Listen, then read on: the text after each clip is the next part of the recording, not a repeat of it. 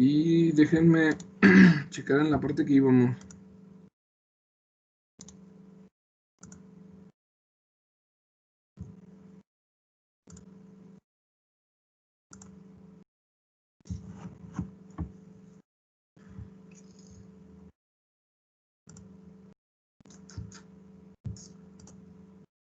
Y vamos a empezar a ver ¿no? El algoritmo de Navier-Steenberg.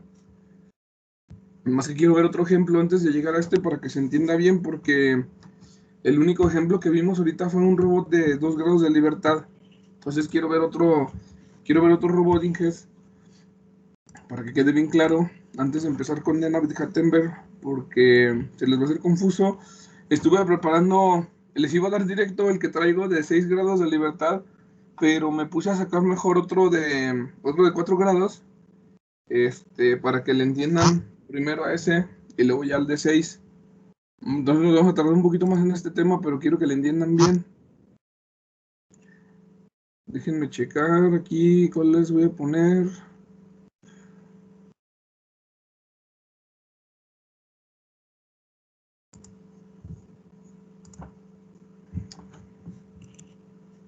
Déjenme preparar algo, aguanten.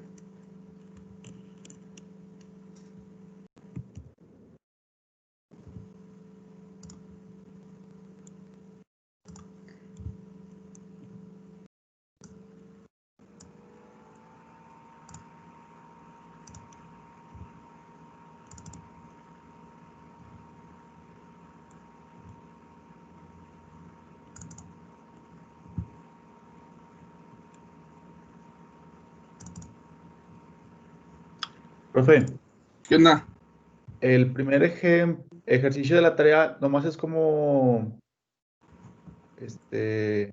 comprobar. Ni me acuerdo que les dejé y que deje checar.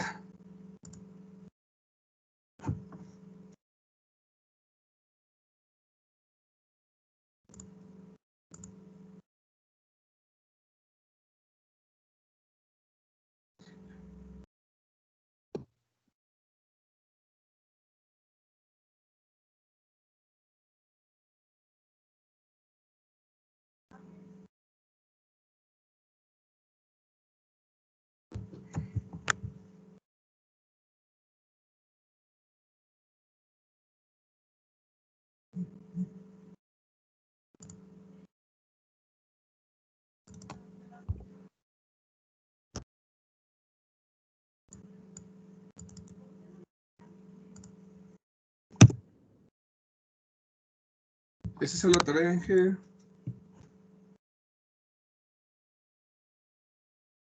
El primero es verificar que eso se cumple.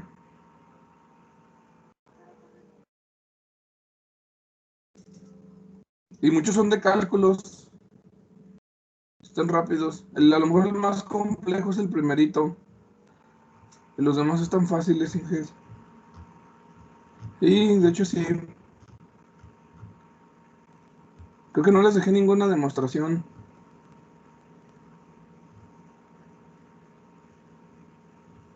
Nada, son puros ejercicios. ¿Para cuándo, profe? Pues entren al aula virtual, ahí están todos los datos. Hasta dentro de 7 días, chavo. Vale.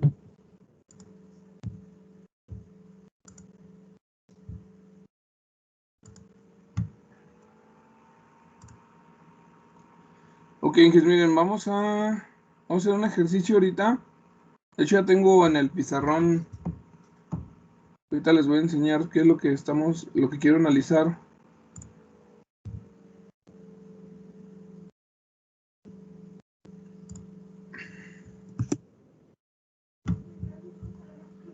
Que andaba preparando unos videos. Este robot Inges es el que vamos a analizar ahorita. Es un robot cilíndrico, un R19, no me acuerdo quién lo fabrica, pero es un robot cilíndrico que es de 4 grados de libertad. Entonces, déjenme les corro un video porque vamos a trabajar con este ejemplo que es un robot real. Muchos ejercicios de los que ven normalmente en los librillos de robótica parten de un diagramilla cinemático ya hecho y pues no ves ni siquiera cómo hacerle para sacar el diagrama a partir de un robot. O sea, no es lo mismo partir de un dibujo ya hecho a cuando tienes el robot y tienes que empezar a hacer tú el dibujo. Entonces, este sería el robot que vamos a analizar, Inges. Y para analizarlo, tenemos que ver cómo se mueve.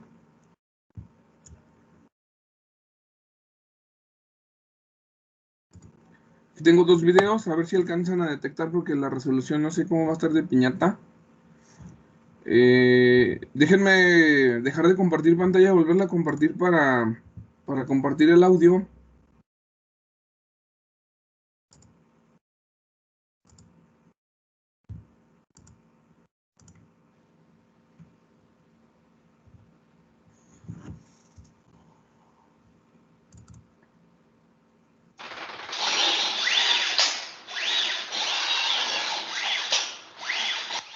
Ese es el bracito, Inges. Entonces tenemos que checar los movimientos que hace el brazo. Si pueden observar, en la base tiene una rotación. La rotación lo produce aquí donde está esta placa. Si se fijan, no está produciendo la rotación sobre esta barra, sino sobre la placa en donde está el espacio libre. Aquí está produciendo la primera rotación. ¿Sí se nota, Inges? ¿Se nota mi cursor? ¿Se alcanza a ver bien el video? Sí. Sí. Entonces tenemos la primera rotación aquí. Aquí tenemos una junta de revoluta, Inges. ¿Por qué razón se produce la rotación aquí, Inges? Porque necesitan que coincida con esta barra para simplificar la cinemática directa y la cinemática inversa, las dos.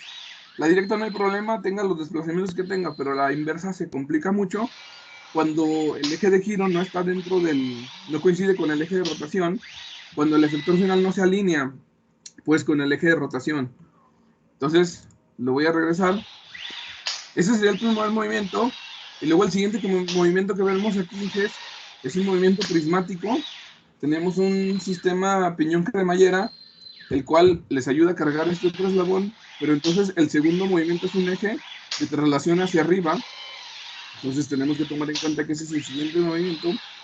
Y luego viene un eje de traslación horizontal, que vendría siendo el tercer grado de libertad de este robot. Se mueve en horizontal, ese movimiento que se acaba de ver. Y al último, Inges, no sé si se alcanza a ver bien, que le alcancen a notar, si no ahorita les pongo otro video, pero no sé si ustedes observan que hay control de orientación en el plano para el efector final. Todavía tienen otro motorcito aquí que les permite corregir la orientación del plano. No se fijan que se mueve al mismo tiempo el efector final con la base, giran los dos para mantener la orientación. ¿Sí lo alcanzan a notar, Inges? Sí. Ok, entonces Sí. tenemos una junta de revoluta en el efector final, o antes de llegar al efector final.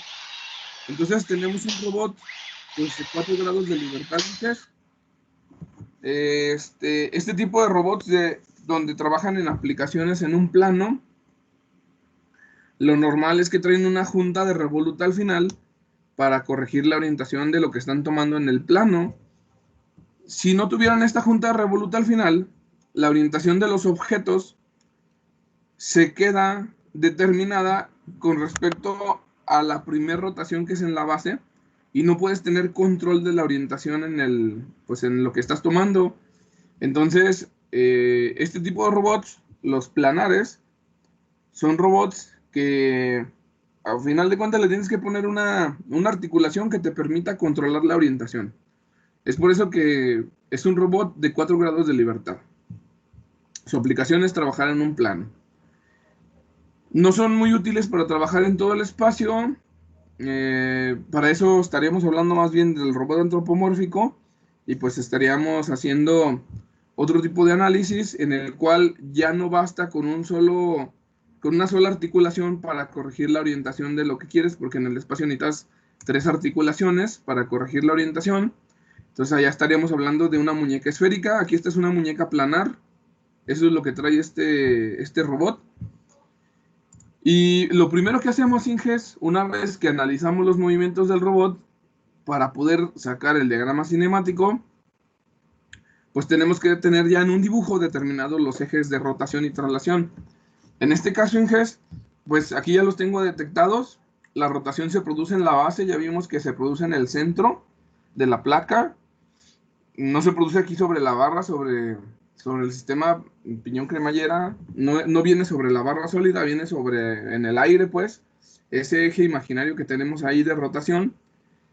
Y tenemos uno de traslación ahí mismo, está alineado con el de rotación. Los dos se encuentran alineados, se producen, pues digamos, en el mismo eje, aunque son dos movimientos diferentes. Y luego tenemos el de traslación y al final tenemos un eje de rotación que nos va a permitir, pues, controlar la orientación del efector final. Aquí, bueno, pues ya lo que le quiera poner el usuario de efector final, ¿no? Te lo venden así para que tú ya le pongas el efector final que tú quieras. Puede ser una ventosa, un gripper, lo que tú quieras. Eso ya depende de la aplicación. Y bueno, pues así está este robot. Entonces, pues, ¿qué es lo que tenemos que hacer, Inges? Pues obtener el diagrama cinemático completo, considerar longitudes y pues sacar la matemática, Inges. Para esto, ayer andaba grabando un video, entonces ya tengo en el pizarrón el diagrama, en que ahorita se los voy a mostrar. Faltaría nomás sacar la solución y llevarlo a la MATLAB para completar el ejercicio. Entonces, pues déjenme paso al pizarrón. Ahí lo tengo en el pizarrón, Inges. A ver si me alcanzan a escuchar porque dejé el micrófono de la laptop, está un poquito lejos. Aquí lo primero que hice, Inges, lo primero que vamos a analizar sería, pues, la vista mecánica como un corte, pues, al mecanismo de lo que tenemos en el robot. Aquí no está en proporción, está más o menos como pues, para ilustrar nada más. Tenemos que determinar nosotros, Inges, dónde queremos poner el origen. En este caso, lo estamos haciendo así desde un punto de vista teórico, como si yo quisiera replicar este robot. Si yo quisiera fabricar uno, Inges, y quisiera sacar todo el modelo matemático para después controlarlo, entonces yo estaría escogiendo el origen, dónde lo quiero poner, pero en el caso, como les voy a mostrar en el siguiente ejemplo, en el caso de que un robot ya esté construido y le quiero sacar el modelo cinemático, entonces tengo que revisar en la programación cómo está programado el modelo. No lo vas a ver todas las matemáticas. Lo que sí puedes checar es por ejemplo, vamos a trabajar al ratito con un FANUC y vamos a revisar en el Teach Pendant las medidas y el datasheet. Y ya con eso podemos saber dónde está el origen, dónde lo puso el fabricante. Si este robot le quisiéramos sacar el modelo exacto, tendríamos que tener, pues, al menos el simulador de este robot para revisar en base a los desplazamientos las coordenadas que me marca del efector final. Y aquí pues no lo tenemos, entonces lo vamos a hacer así desde un punto de vista lógico. Si yo lo quisiera replicar, ¿dónde pondría mi origen? A mí, por ejemplo, me sirve que el origen esté aquí abajo. Puede ser hasta abajo, hasta donde va a estar montada la plataforma. Eso es lo de menos, nada más recorremos esta distancia, esta flechita, que lo que vamos a marcar aquí sería el desplazamiento necesario para llegar al centro de la barra, a esta barra, a la horizontal, a la que, bueno, pues les produce ese movimiento. Ya estoy hablando de forma redundante, la que les hace el movimiento horizontal, lo vamos a calcular hacia el centro, aunque también se podría recortar y hacer el análisis hasta aquí, donde voy a colocar el efector final. Independientemente de eso, vamos a ver que en el modelo me va a salir, pues, la diferencia de dimensiones de lo que tengo aquí y lo que tengo para regresarme hasta donde voy a hacer el análisis. Entonces, yo voy a suponer que mi origen lo quiero poner aquí. A mí me sirve tenerlo aquí. Tengo aquí el eje de referencia que se encuentra, pues, en el aire, no se encuentra sobre la barra, porque se encuentra más bien cuidando el centro de esta barra, que es el desplazamiento horizontal. Y si yo lo veo de lado, pues lo estaría viendo así. La barra hueca se encuentra así hacia el fondo, la está tapando y aquí ya tenemos el D2 y un L4, que sería la diferencia para regresarme al punto de interés de donde yo voy a hacer el análisis del efector final. Y pues ya, eso sería la vista mecánica, lo que tengo que tomar en cuenta a la hora de hacer el diagrama cinemático. Con respecto al diagrama cinemático, Inges, en este caso, como todavía no estoy entrando al algoritmo de Denavit-Hattenberg, lo que voy a hacer es que voy a poner, voy a suponer que ya existen algunos desplazamientos, que se produjeron algunos desplazamientos y los ejes no se encuentran alineados unos con otros, pero en el caso de Navier-Hattenberg vamos a tener que alinearlos en cero para que sea fácil de detectar los movimientos en una tabla que vamos a completar. Entonces, aquí vamos a suponer que este es mi sistema de referencia, mi sistema X0, Y0, Z0, es el que tengo en azul. En el sistema 0 se produce una rotación, aquí para que no se empalmen, porque tengo alineados en el mismo eje rotación y traslación, lo que hacemos cuando no queremos que se empalme es que generalmente sacamos el movimiento, lo indicamos con una línea punteada, pero mi origen se encuentra aquí. O sea, da lo mismo indicar yo aquí que estoy produciendo una rotación, no importa que lo indique aquí abajo, yo ya sé que mi origen está aquí arriba, coincide, no estoy cometiendo ningún error técnico. Entonces, estamos produciendo una rotación en la base, aquí está mi rotación de la base, pero además de la rotación, como está unida a la traslación, tengo el siguiente movimiento que es prismático, entonces lo separo porque si no tendría que poner estos dos juntos y luego ya no se entiende. Entonces aquí tendría el desplazamiento, este desplazamiento lo empiezo a contar a partir de este punto hasta llegar al centro de la barra y ese sería el desplazamiento de 2. Aquí estoy, bueno, aquí lo estoy indicando en forma de medida, pero aquí lo estoy indicando en forma de variable de junta y el desplazamiento se produciría hacia arriba. Entonces, para llegar del sistema 0 al sistema 1, aplicamos una rotación. Para llegar del sistema 1 al sistema 2, aplicamos una traslación. Y luego tenemos el del riel. El del riel solamente estoy midiendo el desplazamiento que hay de aquí a aquí, solamente. Este sería mi desplazamiento 3. Si la barrita se encuentra más para atrás, no estoy tomando en cuenta lo que esté atrás, sino simplemente el desplazamiento que hay de aquí al final, a donde voy a tener la alineación con el efector final. ¿Sí se entienden, Ges, hasta ahorita?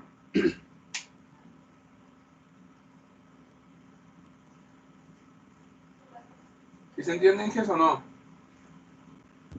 Sí. Ok. Entonces, producimos un desplazamiento y esta junta prismática, lo que ya me está indicando es que tengo otro desplazamiento que es lineal, pero este ahora me indica que el desplazamiento es hacia acá, sería mi D3, es lo que tengo por aquí. Y después de llegar a este punto, no sé si estoy tapando con el plumón, después de llegar a este punto de aquí arriba, tenemos un desplazamiento hacia abajo que sería donde se encuentra el efector final. Entonces tengo que producir un desplazamiento aquí y luego un desplazamiento hacia abajo. Con eso llegaría pues a este punto, pero faltaba corregir la orientación y para eso tenemos otra junta de revoluta, también esa no la estoy poniendo aquí para que no se empalme todo, lo estoy indicando en un eje extendido, digamos que lo estoy indicando aquí, suponemos que lo estoy indicando aquí, pero no me he salido del tema. Aquí tenemos la otra rotación que se produce en este eje, que es para corregir la orientación que me provoca el desplazamiento por la base. Y pues ese último movimiento de revoluta me daría lugar al sistema 4. Y esos son todos los movimientos. Ese sería el diagrama cinemático de este robot. No sé si queda alguna duda, Inges.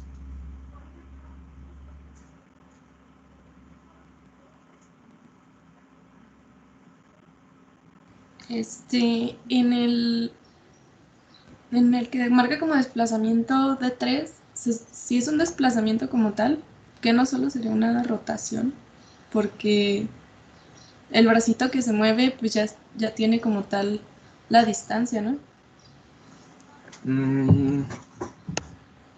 A ver, déjame ponerte la imagen que acabo de cerrar.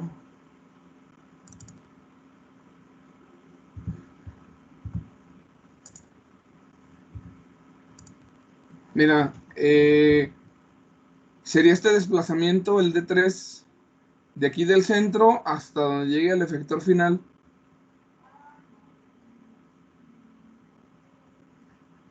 Ah, ok, es que se me había olvidado que eso también se mueve de adelante hacia atrás. Sí, sí, sí. Sí, es el desplazamiento horizontal. Entonces, ese sería el D3, el que estamos manejando aquí. Ese sería mi D3. Sí, ahora sí. Sí, ya. Ok. Y ya el último movimiento, pues es el de rotación de aquí, con el que vamos a corregir. Entonces aquí, por ejemplo, les decía que tenemos estos alineados, esta revoluta y este prisma, porque aquí están alineados estos. No, bueno, las flechas me salieron medio piñatas, pero pues la idea es que están aquí alineados estos dos. Hay una rotación y una traslación alineadas. Y pues lo más adecuado es separarlas para que no se junten, sobre todo porque pues hace falta más bien para que se entiendan, necesitaría otro color, y el verde que tengo casi no se nota, no sé por qué están bien feyotes los verdes, casi no se notan, entonces pues preferí separarlo, y esos son todos los movimientos, ya nada más tendríamos que sacar pues las matemáticas. O sea, aquí es donde empieza pues ya a tener sentido el utilizar matrices de transformación. Porque si ustedes quieren hacer el análisis de esto con pura geometría, pues ya está un poquito más complicado.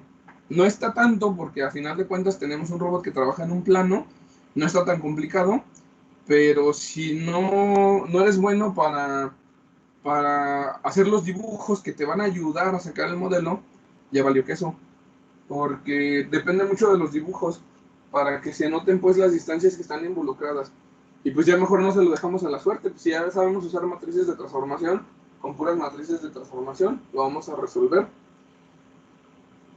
Entonces, aquí nada más tengo que ir haciendo el análisis paso por paso. Primero sacaríamos la transformación que me lleva del sistema 0 al sistema 1. ¿Qué necesitamos, Inges? Aquí tengo alineado el sistemita cartesiano de las puntillas. Tengo el X con el X, el Y con el Y y el Z con el Z. ¿Cómo le hacemos para convertir el sistema 0 en el sistema 1? ¿Cuál fue el primer movimiento que teníamos que hacer? Una rotación. Una rotación en Z, ¿no? En Z, este es mi eje de rotación, es donde voy a producir la rotación. Entonces, ahí está la primera rotación. Con la primera rotación, en Z, de θ1, pues ya llegamos al sistema 1 y ya estamos alineados con el 1. ¿Cuál es el siguiente movimiento? Ya tengo esta alineación. ¿Qué tengo que hacer para llegar del sistema 1 al sistema 2? Una traslación en Z. Una traslación en Z. Entonces la transformación que me lleva del 1 al 2 es una traslación en el eje Z, y pues la distancia es de 2 positiva, ¿no? Porque estamos suponiendo que así tenemos el desplazamiento positivo. Esos desplazamientos ya en un robot real tendremos que verificarlos realmente si los desplazamientos son positivos o negativos. En este caso, el desplazamiento es positivo, así lo estoy proponiendo. Si ya estoy en el sistema 2, ¿qué tengo que hacer para llegar al sistema 3, que está por acá? Traslación en Y. Una traslación en Y primero, esa sería la transformación que me lleva del 2 al 3, es una traslación el eje Y. ¿Qué cantidad, Inges? D3. Ajá, tenemos un D3, y luego, ¿qué más nos hace falta? Una rotación. No, con una traslación llegaría a este punto. Ajá. ¿Cómo le hacemos para llegar al 3? Todavía no estoy en el 3. A una traslación en menos Z. Ajá, una traslación en Z negativo, ¿no? Entonces, aquí Inges, este va junto con este, nada más que no lo quiero empalmar. Aquí este estaría multiplicando a una traslación en el eje Z, y la cantidad es menos L4, vamos a bajar. Esa sería la transformación para llegar del 2 al 3, y me faltaría la transformación para llegar del 3 al 4. ¿Cómo le haríamos para llegar del 3 al 4, Inges? Una rotación. Una rotación en Z, Inges.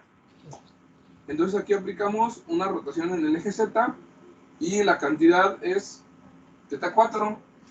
Entonces la matriz de transformación que me lleva del sistema 0 al sistema 4 es del 0 al 1 multiplicado por la transformación del 1 al 2, multiplicado por la transformación del 2 al 3 y multiplicado por la transformación del 3 al 4. O sea, observen que sigue siendo lo que ya habíamos visto, nada más le vas agregando la siguiente transformación, y ahí está. Ya el resultado, pues ya de forma explícita, todos los datos, los elementos exactos de la matriz, pues ya son muchas multiplicaciones para sacarlos a mano. Entonces lo más fácil es que lo hagamos en MATLAB. En MATLAB está de volada, y en MATLAB pues también ya puedo llegar a algunas conclusiones de esto, pero pues ahorita primero me voy a MATLAB, ya cuando vea el resultado, pues ya, ahora sí hacemos el análisis de pues que es lógico pues el resultado, vamos a llegar a algo que decimos, mira, pues sí, era de esperarse. Entonces, pues esa es la solución, Inges. Les decía que esto es importante entenderlo antes de pasar a de Navier-Hattenberg, porque de Navier-Hattenberg cada transformación se hace con 4 transformaciones pegadas, y pues se empieza a complicar porque ya tienes que tomar en cuenta 4 movimientos para llegar de un sistema a otro, y aquí en este caso solamente estamos tomando en cuenta pues 1 o 2 movimientos máximo, ¿no? En este caso, sí, por ejemplo, el que parece ser que tiene más movimientos es el movimiento del 2 al 3, pero si tomamos en cuenta que nosotros podemos trabajar con una matriz de transformación de traslación X, Y, Z, pues realmente es un solo movimiento, porque ahí yo puedo juntar 3 traslaciones, la de X, la de Y y la de Z, y me evitaría una multiplicación de matrices aquí, que de hecho en código me la voy a evitar porque pues ya tengo la función que me recibe los 3 parámetros. Entonces, a final de cuentas, es una sola transformación para llegar de un sistema a otro, y pues como van a ver en de Navier-Hattenberg, forzosamente lo tienes que expresar en 4 transformaciones, aunque algunas de estas tengan los parámetros en 0. Está desperdiciado, pero a final de cuentas, así es el algoritmo de Navier-Hattenberg, ahorita lo vamos a ver. Entonces, aquí en GES, déjenme abrir mi MATLAB. Profe, ¿Qué onda? la distancia L4 es de la barra al actuador. Sí, ya es una distancia fija. Esa Ajá. es una distancia que no podemos controlar en tiempo de operación. Es algo que, pues, si acaso antes de operar, lo, pues lo modificas, pero ya ese estaría dado por las barras, por el tamaño y las longitudes de las barras, y lo que tengas que ponerle para poder colocar el actuador. ¿Sí, Inge? Ok. O Sí. las dimensiones de la pinza, las dimensiones del actuador también van involucradas ahí. Ese te involucra todo, para no agregar otra Ok. transformación. ¿Sí? Por eso también se toma en cuenta como matriz. Sí, también. Que de hecho, aquí lo más adecuado es manejarlo así: un desplazamiento que te lleve hasta el centro de la barra, y otro desplazamiento que considere del centro de la barra al efector final. Por si el efector final cambia de longitud, actualizas esta dimensión en el modelo y ya. Aunque, bueno, pues también podrías hacerlo haciendo la resta de D2 menos L4 para conocer exactamente la altura donde va a quedar. A final de cuentas, eso nos va a quedar en el modelo, ahorita lo vas a ver, Inge.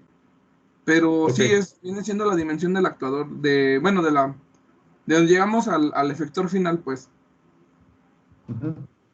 Sí, Inge, entonces lo vamos a resolver en MATLAB. En MATLAB, de hecho ya tengo un script que hice, que les digo que estaba haciendo en los videos de tomos, ahorita se los pongo. Déjenme checar cuál era la carpeta donde estábamos trabajando.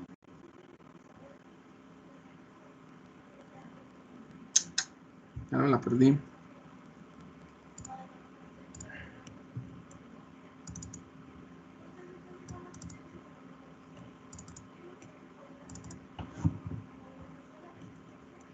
Manipuladores 2020 séptimo A. Ok. Aquí en GES voy a abrir un LiveScript. Si han trabajado con LiveScript, ¿no? Supongo. Sí, Sí. Ok. Es que los resultados están más chidos cuando trabajamos en LiveScript para manejar variables simbólicas. Aquí voy a declarar las variables que ocupo. Déjenme checar que ocupamos teta 1, D2, D3, teta 4 y L4. Son las 4 que ocupo declarar. Entonces era teta 1, D2, D3, L4 y teta 4. L4 y teta 4. Esos van a ser mis variables.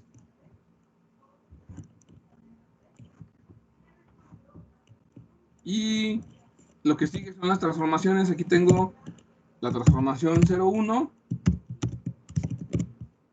Es una rotación en Z. 1. La transformación del 1 al 2 es igual a una traslación en Z. Si es en Z, apagamos los otros dos, solamente dejamos el parámetro Z. Este sería de 2. Ah, mira. Me quiere completar algo. Chingado. Ah, que no. La transformación del 2 al 3. La traslación. En X no tenemos nada. 0. En Y tenemos de 3. Y en Z tenemos menos L4. La transformación del 3 al 4 es una rotación en Z.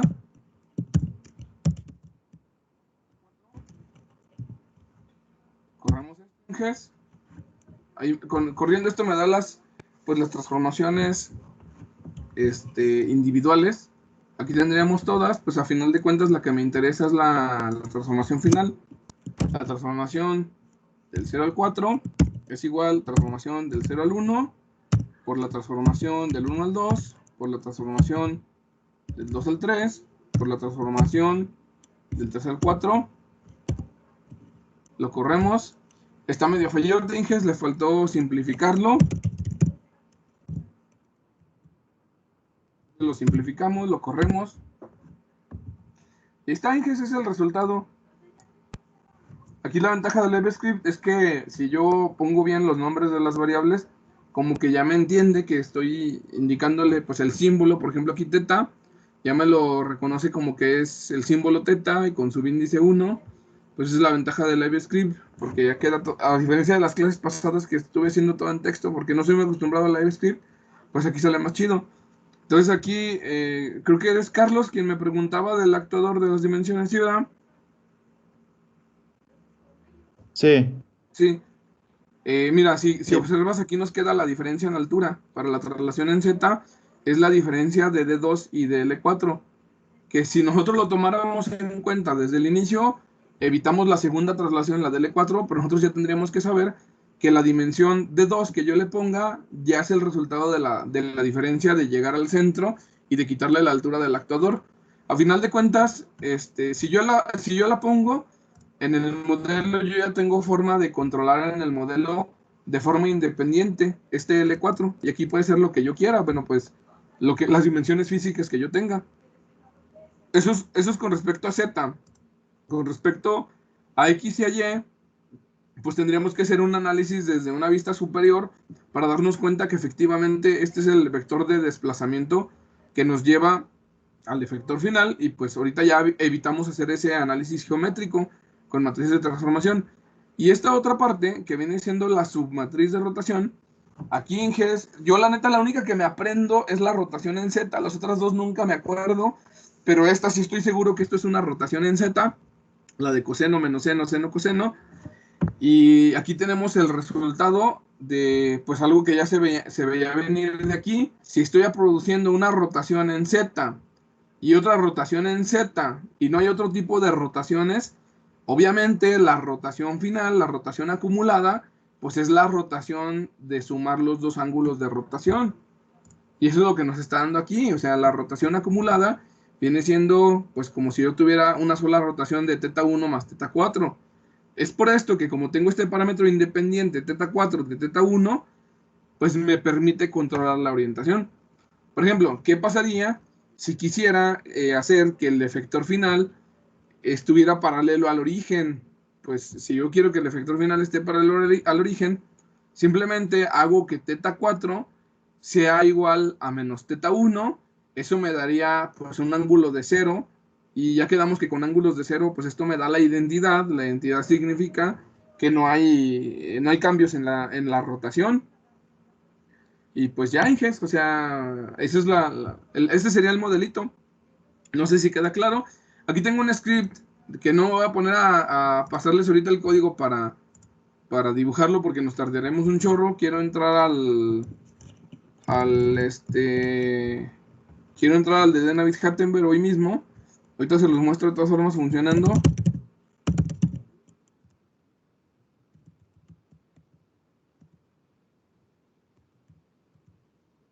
Es la cinemática del del cilíndrico de 4 grados de libertad. Aquí, por ejemplo, les digo que yo había hecho un script. Aquí tengo el script Inges.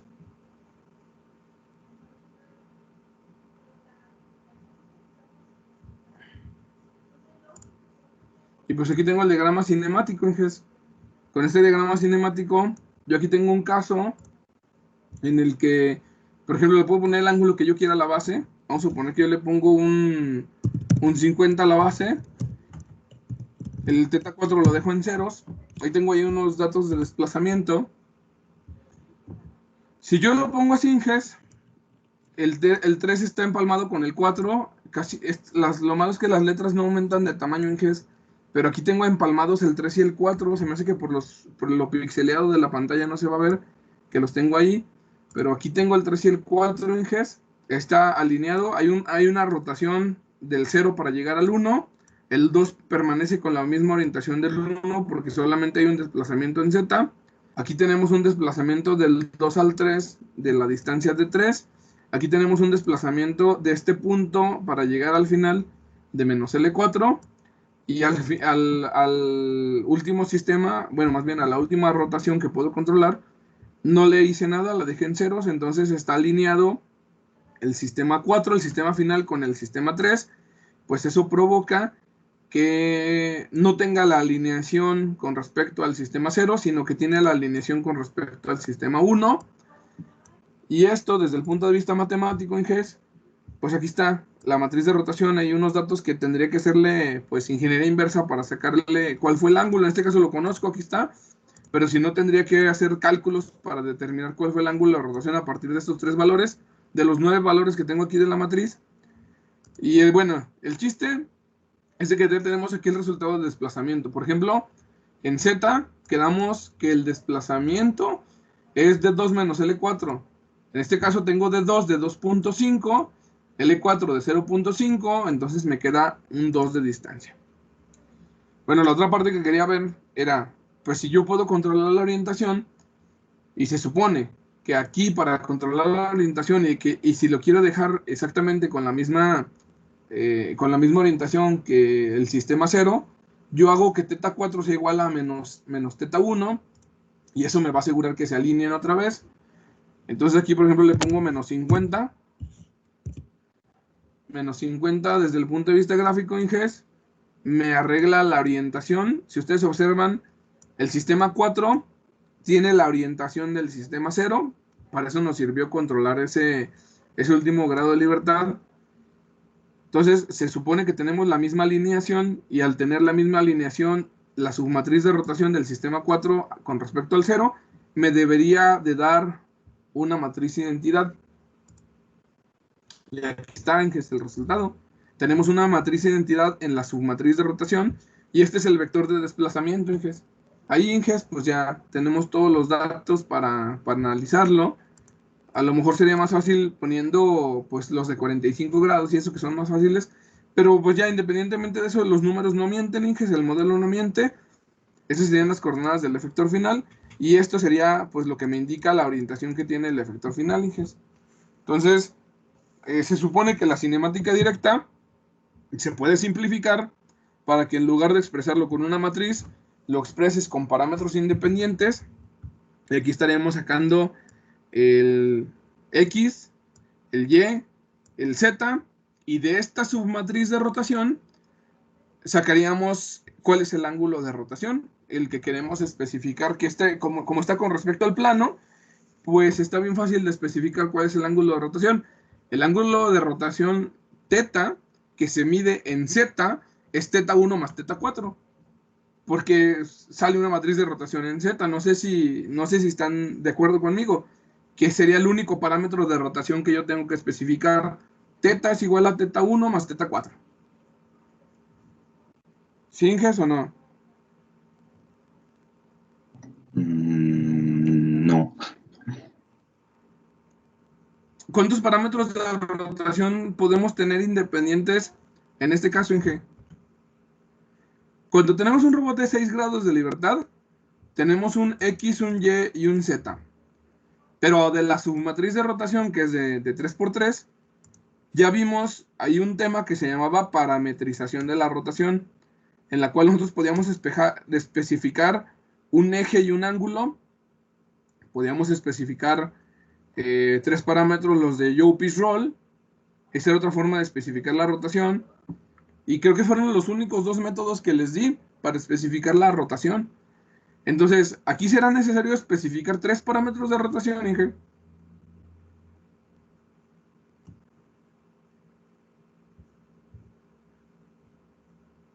¿3 parámetros? Ajá, 3 de rotación. No. ¿Por qué razón no? Por la forma geométrica que tiene el robot. Si tú observas, jamás vamos a tener rotaciones. Bueno, regresando al diagrama cinemático, Inge. Con respecto, como todo se mide con respecto al sistema 0, no hay rotaciones en X, no hay rotaciones en Y. Las únicas rotaciones que se producen son en Z. Si te fijas, en Z tenemos alineados la rotación, la del parámetro teta 1 y teta 4. Entonces, estos dos parámetros juntos, que a final de cuentas la combinación de estos dos nos dicen cómo está el efector final, estos dos parámetros se combinan en uno solo. Es una rotación en Z de teta 1 más teta 4, y eso me lo está diciendo aquí la matriz. Aquí está. Esta es una submatriz de rotación en Z. Y el parámetro que yo puedo sustituir para una matriz de rotación en Z, pues aquí está el argumento. Ese argumento se llama teta 1 más teta 4. Y a final de cuentas es un parámetro teta, nada más. Yo puedo especificar cómo se encuentra el efector final con respecto al sistema 0, simplemente con que yo diga cuánto tiene en X, cuánto tiene en Y, cuánto tiene en Z, y cuánto tiene en total la rotación. ¿Sí o no, Inge? Sí. Entonces son 4 parámetros nada más para este robot. Ok. Entonces, o sea, la forma más simplificada de especificar este resultado que tenemos aquí, en lugar de darles toda la matriz, yo puedo especificar la función X, Y, Z, teta. Es una función de 4 parámetros. Y ya. ¿Sí, Inge? Sí. Y ya, entonces, eso nos simplificaría mucho el problema, ¿no?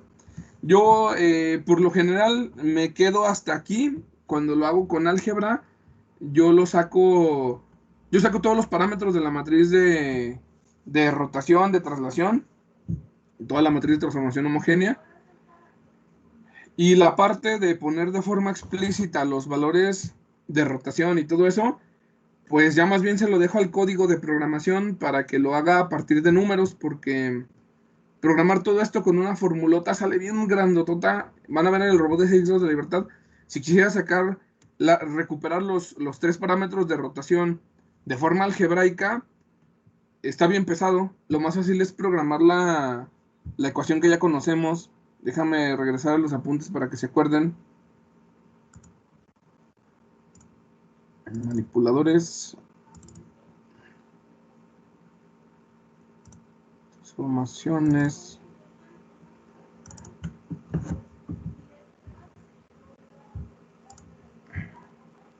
Mira, nosotros queremos especificar esto para un robot de 6 grados de libertad, ¿no? 6 parámetros de rotación. Pero nosotros vimos, por aquí está,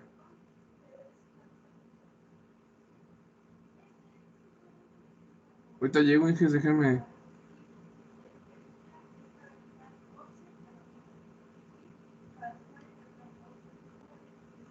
Aquí, por ejemplo, Inges, este sería el que más se ajusta a especificar la rotación. Como sabemos que siempre el eje de rotación es Z, nuestro lambda tendría componentes constantes 0, 0, 1. Ese sería nuestro lambda. Y teta, pues sería teta 1 más teta 4. No sé si queda claro, Inges. que esto es lo que yo recuperaría de la matriz de rotación, porque lo que vimos de recuperar parámetros es a partir de la matriz de 3×3. Y a partir de la matriz de 3×3 tengo todas estas fórmulas. Fácil se va a ajustar, Inge, si ustedes hacen la prueba, fácil se va a ajustar con esta definición a que les va a salir eso que les estoy diciendo, que es θ1 más θ4, el ángulo θ. Se los puedo dejar de tarea, estaría chido.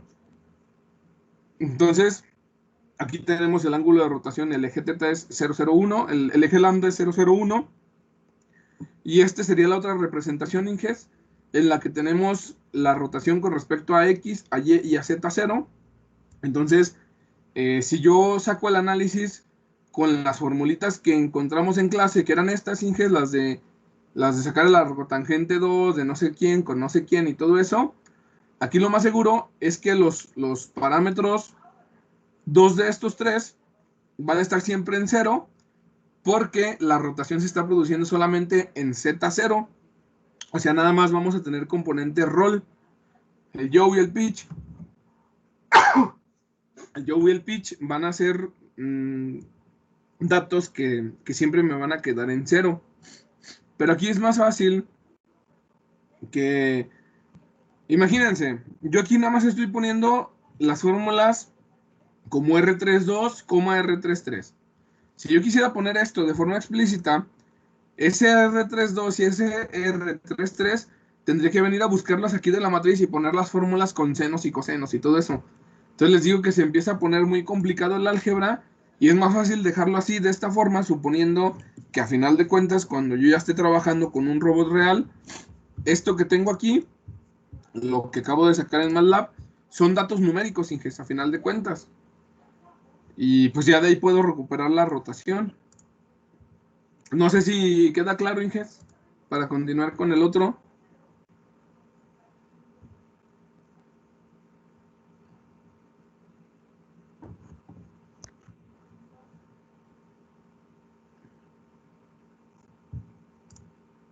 ¿Que nadie, Inges?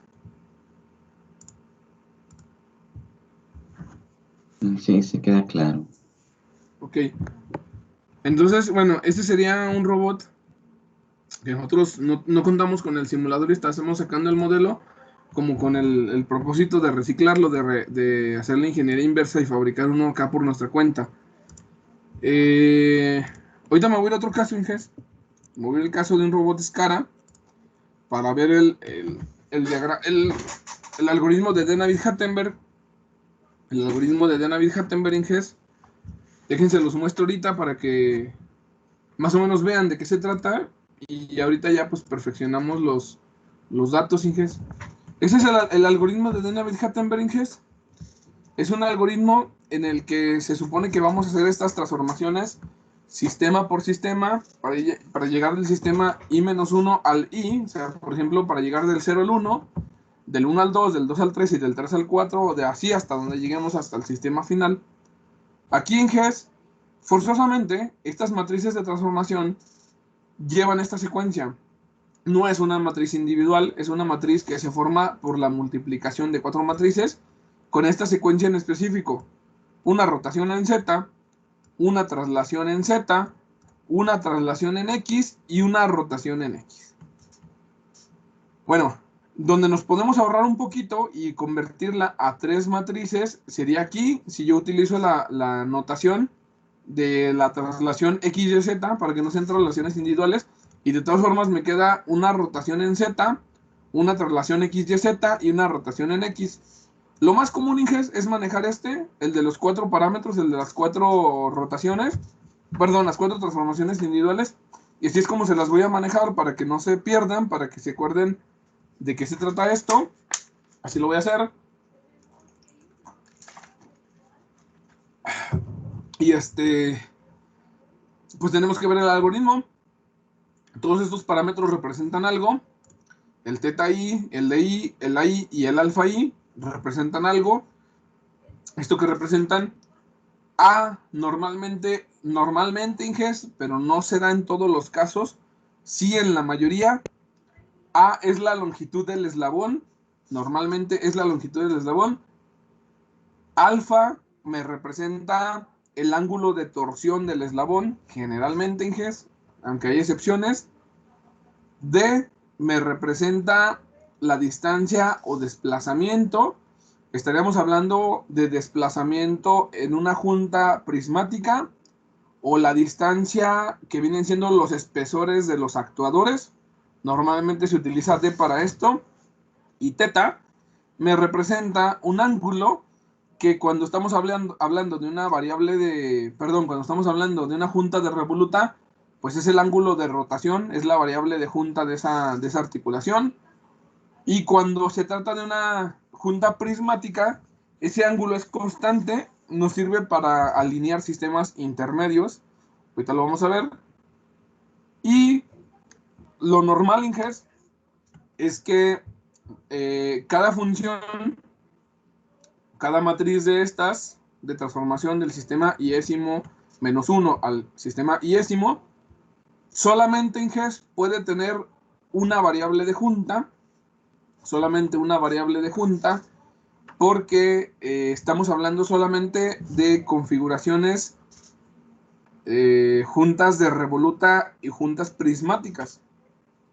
Las juntas de revoluta y las juntas prismáticas se determinan, su movimiento se determina por una sola variable de junta. O te desplazas o rotas, no hay más. Para ya poder combinar un movimiento de rotación y traslación en una misma articulación, estaríamos hablando de una articulación compuesta, lo cual no se ve a menudo en robótica. Lo normal es verlo cuando haces análisis de mecanismos, pero ya estamos hablando ya pues, de mecanismos más complejos, incluso mecanismos paralelos, y aquí solamente estamos hablando de robots seriales, y pues aquí solamente estamos estudiando juntas de revoluta y juntas prismáticas. Hay un caso especial que vendría siendo cuando yo quiero modelar, por ejemplo, un robot que tiene un paralelogramo, como los FANUC. Ahí vamos a tener que romper una de estas reglas, pero ya tenemos que estar conscientes que estamos rompiendo una regla para poder modelar.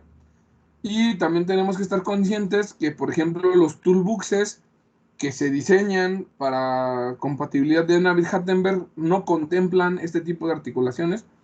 Por ejemplo, un toolbox que es muy famoso, el de Peter Cork, es un toolbox que solamente les acepta una variable de junta, o sea, solamente acepta juntas prismáticas o juntas de revoluta, no acepta paralelogramos, y no se pueden modelar los robots de paralelogramo con esos toolboxes. Entonces, pues nada más para tomarlo en cuenta, si alguien quiere usar un toolbox diferente al de la clase, tomar en cuenta que hay cosas que no se pueden hacer en otros, pero si tienen cosas muy chidas los otros, entonces también a lo mejor está chido que los conozcan. Entonces, Inges, en resumen, este sería el diagrama que les estaría representando qué es lo que vale cada parámetro. Aquí el AI les está representando la longitud del eslabón. Alfa I les está representando el ángulo de torsión que hay. DI les está representando desplazamientos o el grosor de los eslabones y de los actuadores. Y teta I pues sería mi variable de junta cuando estamos hablando de una junta de revoluta. Y cuando no, pues es un ángulo constante que me sirve para hacer los análisis, ¿no? O sea, aquí con este sistema yo puedo modelar incluso eslabones que tienen alguna torsión sin ningún problema. Ya están especificados aquí todos los parámetros para que lo soporte. Y va a soportar pues, la mayoría de los robots que hay con esta descripción. Entonces, ¿cuál es el algoritmo, Inges? El algoritmo que les dejé yo que estaba un poquito largo. Primero, Inges, dice, localice y asigne los ejes de las juntas Z0 hasta la ZN-1.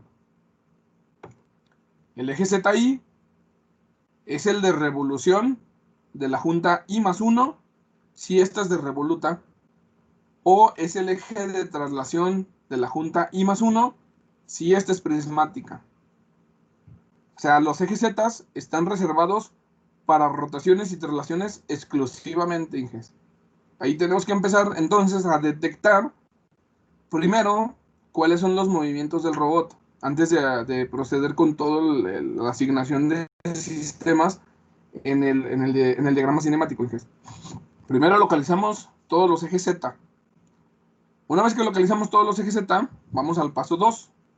Establezca el marco de referencia del origen. Coloca el origen en cualquier punto a lo largo del eje Z0. Los ejes X0 y Y0 se seleccionan de tal forma que de tal manera que formen un sistema coordenado de mano derecha. Para I igual a 1 hasta n-1, siga los pasos del 3 al 5. Entonces, el origen, Inges, cuando yo soy el que está diseñando el robot, yo lo pongo donde se me dé mi gana. Yo le pongo el origen en donde yo quiera. Por ejemplo, si el robot tiene cierta altura para montarse, yo puedo ponerlo, por ejemplo, si es una base de revolución, una base de revoluta, yo lo puedo poner en donde se monta en el piso o donde está el primer eslabón en la parte superior. Eso no importa, yo soy el que escoge dónde se queda el marco de referencia del origen. Pero si vamos a obtener el análisis de un robot existente, Inges, de un robot que ya está fabricado, yo me tengo que adecuar a lo que hizo el fabricante para sacar el modelo. Entonces tendría que revisar con un simulador, revisar en la pantalla del robot, en el Teach Pendant, en donde se encuentra el sistema 0, y eso lo vamos a verificar con las medidas que nos da el fabricante del datasheet y con lo que tengamos en pantalla. Vamos a hacer un ejercicio de esos. Entonces colocamos el origen y establecemos los sistemas X0 y Y0 para un sistema de mano derecha.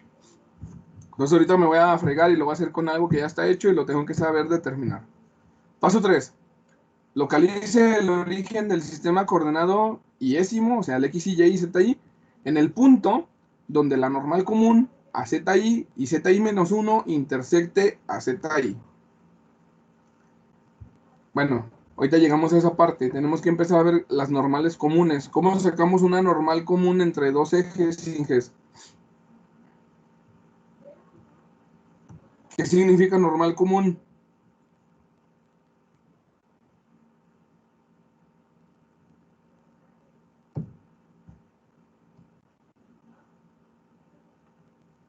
¿Nadie, Inges? No, yo no sé. No. Agarras dos vectores cualquiera y estos dos vectores te forman un plano. La normal común es el vector que sale perpendicular a ese plano. Eso significa. ¿Ahora sí se entiende? Sí. Ah, ok, está fácil. Nomás que tiene sus nombres raritos esta cosa. Bueno, pues así es. Entonces, primero localizas el origen. El origen es donde se crucen ejes, donde se crucen los ejes Z. Ahí es donde normalmente lo pones. Pero esto no abarca todas las situaciones como el que vamos a ver ahorita. Bueno, paso 4. Estableces el eje X a lo largo de la normal común. Otra vez salió la normal común, Inges. A lo largo de la normal común entre los ejes ZI-1 y ZI, a través del origen del sistema XY y ZI localizado en el paso anterior.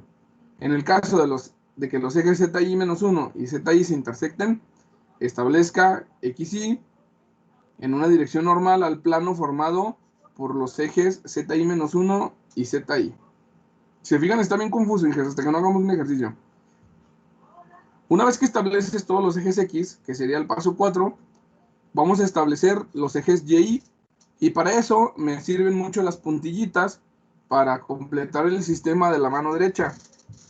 Ya donde quede Y, ahí lo ponemos. El paso 6, establecer un sistema de coordenadas en el extremo del manipulador o en la herramienta colocada en esta posición. Entonces, pues eso nos sirve a nosotros para determinar cuál va a ser, digamos, como que los ejes de movimiento en la herramienta, porque también podemos programar que los movimientos se hagan con respecto a un sistema de referencia en la herramienta y no en la base, o no en modo joint, como lo vamos a ver más adelante cuando lleguemos a usar el FANUC. Y bueno, pues tendríamos que establecer el último sistema de referencia. Una vez que tienes estos primeros pasos, Inges, los pasos del 1 al 6, son solamente para ver dónde quedan los sistemas cartesianos. No me has hecho nada de cinemática más que colocar de una forma los sistemas cartesianos. En el ejemplo que acabamos de ver hace ratito, yo los establecí como se me dio la gana. Nada de seguir este algoritmo de que los ejes para allá, los Z para allá. Si ustedes se fijan, Inges, yo aquí en pantalla les muestro el que hicimos.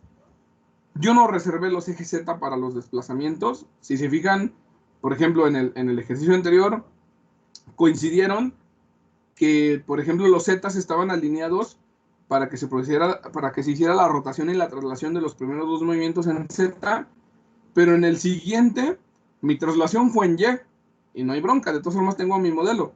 Y en el siguiente, pues la rotación sí estaba en Z. Pero si se fijan, aquí no respeté una de estas reglas porque yo no estaba siguiendo la convención de Danavid-Hattenberg. En la convención de Danavid-Hattenberg, ustedes ponen todos los de rotación y traslación con Z. Esa va a ser pues una de las restricciones que tiene este algoritmo. Y luego, paso 7, una vez que estableciste todos tus sistemas cartesianos, pues sería lo que hicimos prácticamente en el ejercicio anterior. Formas todas las matrices de transformación individuales. Esas matrices de transformación individuales, pues acá en este caso las vamos a formar primero haciendo una tabla. Entonces vamos a hacer la tabla de parámetros para llenar estos 4 parámetros, el θi, el ai, el di y el alfa i. Ese sería el paso 7, tener mi tabla. Y ya, o sea, el paso 8 ya es a partir de la tabla formar estas matrices. Ahora, ¿cómo formamos esta tabla? θi es el ángulo entre xi menos 1 y xi medido alrededor del eje zi menos 1. Este parámetro es la variable de junta. Esta es la variable si la junta i es de revoluta. O sea, cuando yo tengo una revoluta, θi forzosamente es la variable de junta. Es lo que me está midiendo el encoder, lo que se está desplazando la articulación. Si la junta es de tipo prismática, entonces di está reservada para esto, para la junta prismática. Y esta va a ser la distancia medida a lo largo del eje zi menos 1, desde el origen del sistema coordenado xi menos 1, y menos 1, zi menos 1, hasta la intersección de los ejes xi y zi menos 1. Este parámetro es variable si la junta i es prismática. Alfa i es la distancia medida a lo largo del eje xi, desde el origen del sistema coordenado xi, y, zi, hasta la intersección de los ejes xi y zi menos 1. Alfa i es el ángulo entre los ejes zi menos 1 y zi medido alrededor del eje xi. Después de que establecemos toda esta tabla, sacamos las matrices y después de sacar todas las matrices individuales, las multiplicamos y ya obtenemos la matriz de transformación de cinemática directa. Esos serían todos los pasos que tenemos que seguir. Esos serían los pasos. El problema está un poco confuso. Y les decía que en la clase pasada no íbamos a alcanzar a verlo ni a mentadas, Inges. Que está larguito para entenderle. Entonces, ahora sí, Inges, pues vamos a trabajar con un ejemplo. A ver si me sale, Inges. No, de hecho ya lo resolví. Pero déjenme a ver si me entienden. ¿Con qué ejemplo vamos a trabajar, Inges? Vamos a trabajar con un robot real de 4 grados de libertad. Me puse a buscar un robot que estuviera fácil de analizar, Inges. El más fácil es una Escara para hacer esto con un simulador con Fanuc. Entonces, vamos a simular este robot. Es el SR6IA. Todavía no llegamos al uso del RoboGuide, Inges, pero para que no me salgan como con el MATLAB, que no lo tenían instalado, les recomiendo que lo vayan instalando, Inges, vayanlo descargando, vayanlo instalando, porque pues de un momento a otro lo vamos a utilizar. No sé en cuánto tiempo, no sé si en unas 3 semanas, Inges, más o menos, yo creo que empezamos a utilizar el Fanuc, si no es que antes. Entonces yo les recomiendo que ya de una vez vayan descargando, instalando. Recuérdenme de pasarles el link. El compañero Esteban de la generación anterior lo subió ahí a su Dropbox, no sé qué, subió un video donde pues les enseñan cómo instalarlo y cómo ponerle la licencia infinita. Entonces pues ahí síganlo, ahí sigan las instrucciones, descárguenlo, instálenlo, porque es lo siguiente que vamos a utilizar después de todas estas matemáticas. Entonces, Inges, pues este es el robot.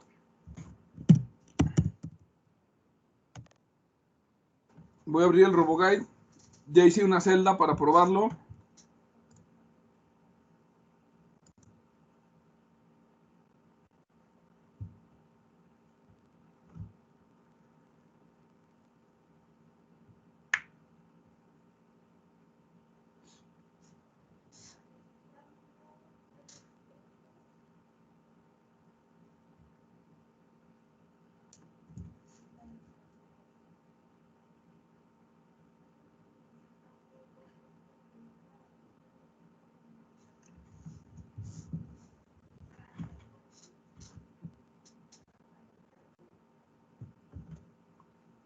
Ahí tengo el robotcito Scala, Inges. Déjenme lo llevo a posición home.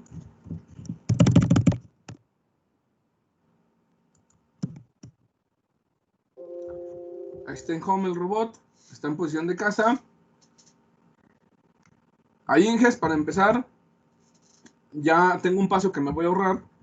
El paso de ponerle el origen, Inges. El origen ya está aquí, ya me lo está marcando el fabricante. Este es el origen del robot. Este que se ve aquí, así es como está determinado, pues tanto el origen como la dirección. Ahí está, Inges, para donde yo lo rote, ahí se queda. Ese es el origen del robot, mi sistema de referencia. X hacia el frente, Z hacia arriba, Y me completa el sistema de mano derecha. De eso ya no me voy a preocupar. Y otra cosa que tengo que tomar en cuenta es cómo se encuentra el sistema cartesiano del efector final. Y para eso, Inges, pues aquí tenemos, por ejemplo, la configuración de la herramienta. La configuración de la herramienta, ahorita yo le estoy diciendo que no tengo desplazamientos de la herramienta. Es como me lo entrega el fabricante, sin configurar herramienta. Entonces voy a sacar la cinemática con respecto a la configuración de fábrica. Así tendría un sistema cartesiano al final. Si nosotros observamos, ya está determinada la forma del sistema final.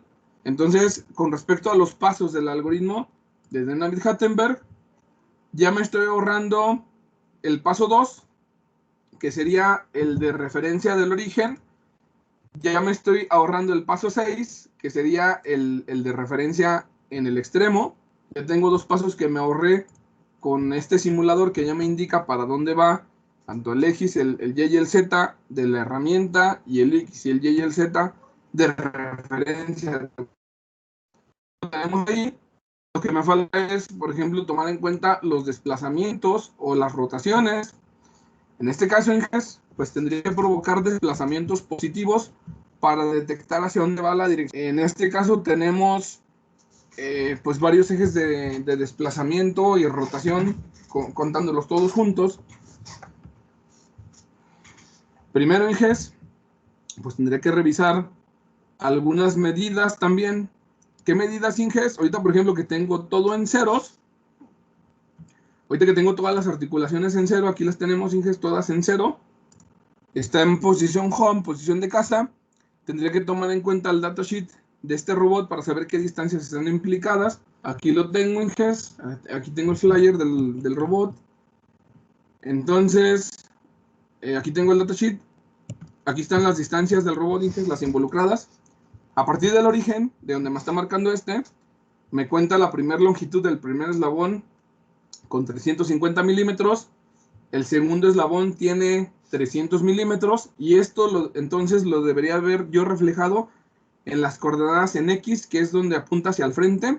Si me voy al simulador Inges, observamos que aquí las coordenadas en X del efector final son 650, que efectivamente viene siendo la suma de 350 más 300, son mis 650.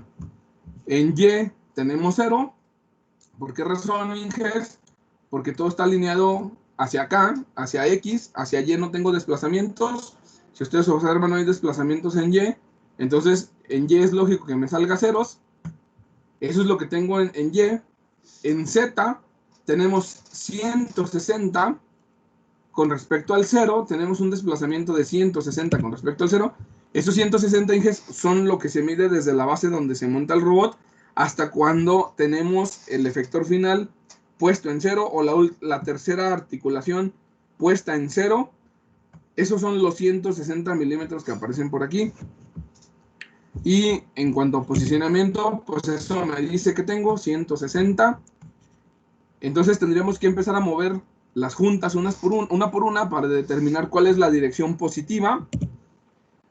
Y para determinar también cuál es el rango de movimiento de cada una de estas. La forma más fácil, Inges, es pues checar el datasheet. El datasheet dice que junta 1, en total se mueve 296 grados, pero yo supongo que es simétrico, mitad para un lado y mitad para el otro. J2 se mueve 300 grados, también supongo que es mitad y mitad. Y aquí J3, que es la prismática, no puede ser mitad y mitad, Inges. Ahorita les voy a enseñar por qué. Y J4 son 720. Yo supongo que es mitad por un lado, mitad para el otro. Este J3 me dice que son 210 milímetros. Eso quiere decir que si bajamos 160 aquí, bueno, menos 160, ahorita vamos a ver que es negativo. Aquí cuando está en 0 me marca que tengo 160 positivo. O sea, con respecto al origen, este tiene una altura de 160. Eso significa que está arriba del origen. Si me dice que yo puedo recorrer máximo 210, esos 210 son hacia abajo. Son 160. Con 160 yo llegaría al 0 de aquí. Y todavía me quedan 50 más para bajar con respecto al plano donde se monta el robot. Esas serían las dimensiones involucradas en el modelo cinemático y en el diagrama mecánico. Entonces tenemos 650, que es la suma de 300 más 350. En Y no tenemos nada. Y en Z tenemos 160. Entonces aquí, por ejemplo, voy a cambiar la vista. Le voy a poner un ángulo positivo a J1. Le voy a poner, no sé, un 45 grados para que se note. Ahí está, Ángeles. 45 grados en J1. 45 grados en J1, que es la primera articulación, por la regla de la mano derecha, está apuntando hacia arriba el eje de rotación Z. Hacia arriba para que se produzca, por la regla de la mano derecha, 45 positivos en esta dirección. ¿Se entiende eso, Ángeles, o no? Sí. Ok, ahora lo regreso a 0 para ir probando una por una. Ahí está en ceros. Ahora le aplicamos 45 grados positivos al siguiente eje y se mueve hacia allá. Eso quiere decir que el Z también está hacia arriba. Por la regla de la mano derecha se produce la rotación ahí. Lo voy a regresar en ceros. Aquí en GES voy a intentar hacer un movimiento positivo. Movimiento positivo, no sé, por ejemplo 50. No me deja, Inges. No me deja porque estoy en el límite. Entonces, le voy a poner un 100 positivo. Tampoco me va a dejar, es lo mismo. Le voy a poner un menos 100. Con menos 100 baja. Eso quiere decir que el Z también está hacia arriba. Porque necesito distancias negativas para que baje. ¿Sí se entiende, Inges? Sí. Ok. Sí. Entonces, si le pongo menos 160, observen que con menos 160 llega alineado a la altura donde se montó el robot y me dice aquí en el Dispendent que su posición global Z es 0. Eso quiere decir que coincide con esta línea donde se montó el robot. Ahí está su 0, Inges. Ese es mi 0 del robot. Y pues yo me podría ir hasta 200 días, pero negativos. Es lo que me marca el datasheet. Y de hecho aquí ya me está marcando en amarillo que ya llegué al límite. Ahí puedo bajar un poquito más, Inges. Son 210. Le voy a dejar en menos 160, Inges, para dejarlo ahí en ceros. Entonces lo voy a poner aquí menos 160. Y me faltaría controlar el último grado de libertad. Si ustedes observan, solamente tengo acceso pues a 4 ejes en el robot. Porque pues es de 4 ejes. Entonces, aquí por ejemplo le vamos a aplicar un 45 grados. Ahí están los 45 grados, Inges, de la rotación. Si ustedes observan este sistema cartesiano, la rotación se produjo también con la misma orientación que todos los ejes anteriores. Eso quiere decir que todos los Z están hacia arriba. Todos los de rotación y todos los de traslación están hacia arriba. El fabricante no se complicó. ¿Sí, Inges? Sí. Sí. Ok. Entonces, si yo ya detecté para dónde van todos los movimientos, yo ya puedo empezar a representar el diagrama cinemático. ¿Qué es lo que necesitamos para representar el diagrama cinemático? Pues tener conocimiento de la parte mecánica de las dimensiones que sacamos del datasheet y de que el fabricante ya nos dijo forzosamente hacia dónde está su sistema de referencia origen y su sistema de referencia en el efector final, y pues yo ya no tengo pues ya muchas opciones que hacer. Entonces vamos a seguir el algoritmo de Navier-Hattenberg para sacarle el modelo cinemático a este.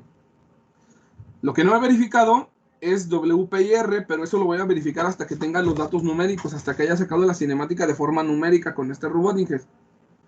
Entonces, pues lo que procede ahorita es sacar el diagrama cinemático para poder hacer el análisis y seguir todo el algoritmo de Danaher-Hartenberg. Entonces, pues aquí me voy a venir a los pasos, voy a estarle cambiando entre pantalla y pizarrón. Y pues dejen, voy para allá, Inges. Aquí tengo mi acordeón, ya lo resolví ayer.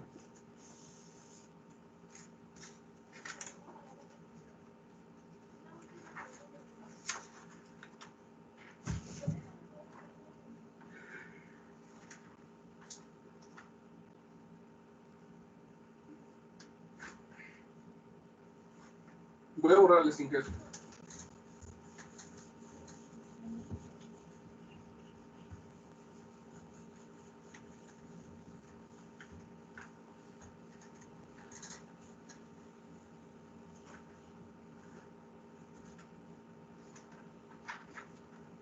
Entonces, Inges, pues voy a tratar de sacar un diagramita. Déjenme ver dónde cabe más.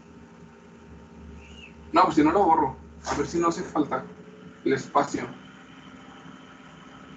Tenemos el sistemita así, más o menos.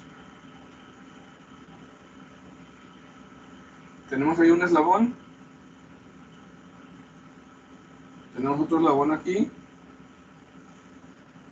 Tenemos el efector final aquí. Está el palito ese que sube y baja. Y aquí tenemos una línea de referencia. Aquí tengo otra línea de referencia.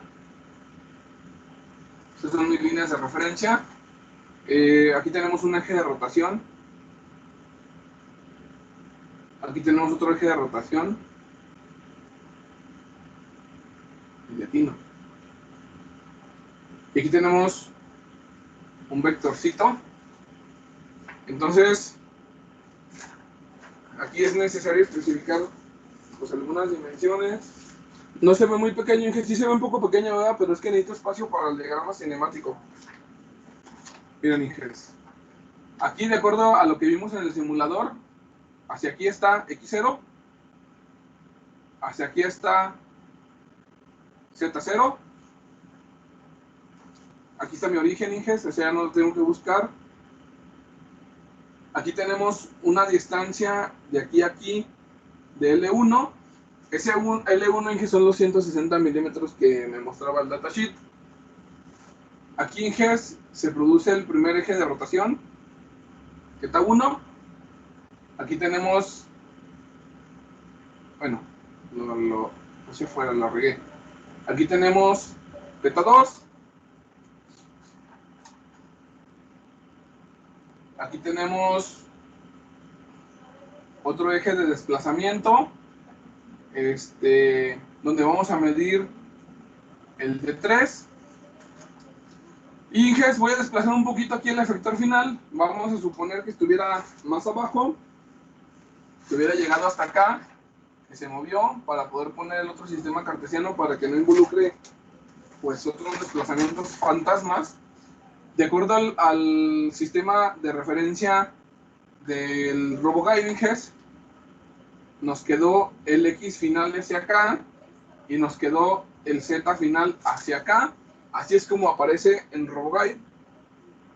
Y pues aquí, Inges, si yo estuviera midiendo el desplazamiento, hacia aquí estaremos midiendo D3 de forma negativa. O sea, este es el eje de traslación. Pero pues este sería un desplazamiento que estoy involucrando para poder poner o sea, aquí arriba es cuando está en cero, aquí es cuando ya tenemos un desplazamiento negativo, pero este es el eje de referencia. Entonces aquí es más fácil que pongamos los zetas. Este sería también un z de, ahorita le ponemos el nombre del diagrama cinemático, pero es un z de desplazamiento, z de rotación, z de rotación, z de rotación, z de desplazamiento, y aquí vamos a tener otro z que no he pintado, que es de rotación. Y sobre este eje, Inges, se va a producir θ4, Inges, y Pues aquí también tendríamos que involucrar las distancias. Aquí tenemos L2, aquí tenemos L3.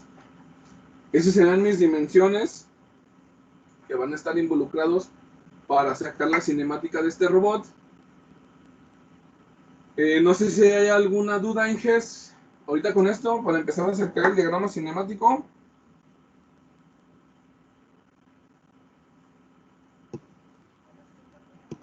Yo creo que no.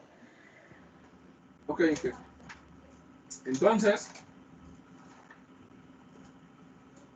lo primero que tenemos que hacer, Inges, en el diagrama cinemático es que lo vamos a poner, pues yo lo voy a poner con una vista como tridimensional, no de lado, porque las vistas de lado, Inges, no me permiten ver, pues, más cosas.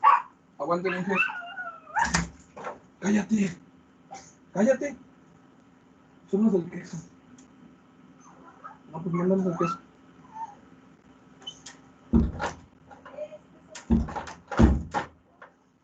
Ya, Inges, es que llegan unos vendedores a la casa y la perrita está alborotada. Entonces ya tenemos aquí más o menos las distancias que están involucradas de acuerdo a lo que vimos al datasheet, combinado con lo que acabamos de observar del simulador. ¿Qué tendríamos que hacer, Inges?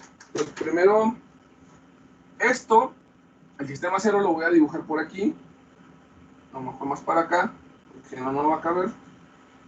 Aquí voy a poner el sistema X0,